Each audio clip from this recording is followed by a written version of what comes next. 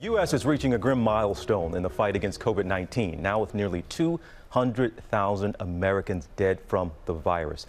This as we wait, of course, for a vaccine. And joining me now with more, Dr. Jeffrey Kuo, emergency room physician at Ochsner Medical Center in New Orleans. Sir, thank you for being here. First up, how is your health? You dealt with COVID yourself. I'm doing just fine. Thank you for asking, TJ. I'd be lying if I were to say it wasn't a little hairy at the beginning. But really, I recovered pretty quickly. I had some residual effects for a couple of months.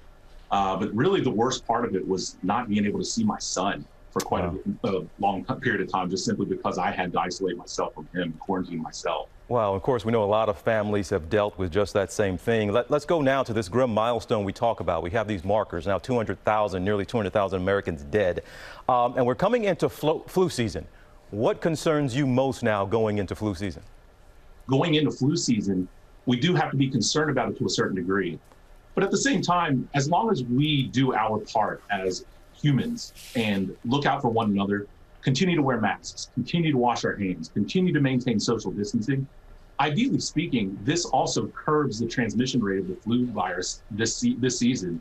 And we end up doing okay from that as well. Okay, you said we need to all be doing our part as human beings here, but we see now that emergency rooms aren't packed like they were weeks or months ago, and we see numbers going down in hospitalizations, and that has been used now as a reason to relax some of those rules in different places.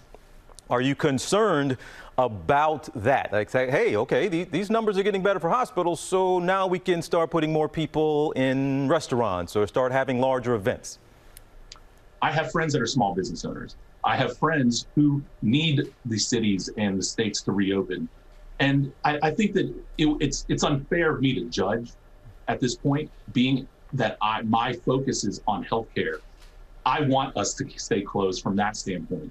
But really, I think that, we have so many issues that arise because of keeping the cities and states closed and our country closed.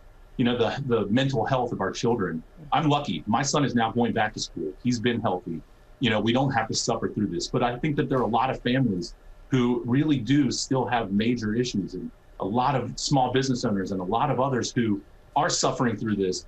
And so I think that it's a fine balance, and we do have to use healthcare as a barometer.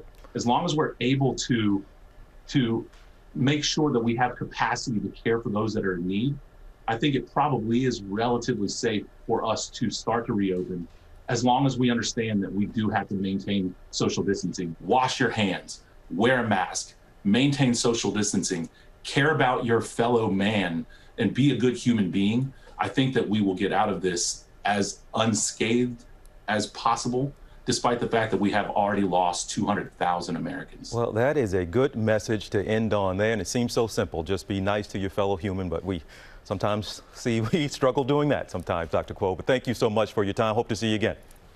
Thank you very much, TJ. Appreciate it. I love his message. Well, hey there, GMA fans. Robin Roberts here. Thanks for checking out our YouTube channel. Lots of great stuff here. So go on, click the subscribe button right over here to get more of awesome videos and content from GMA every day, anytime. We thank you for watching, and we'll see you in the morning on GMA.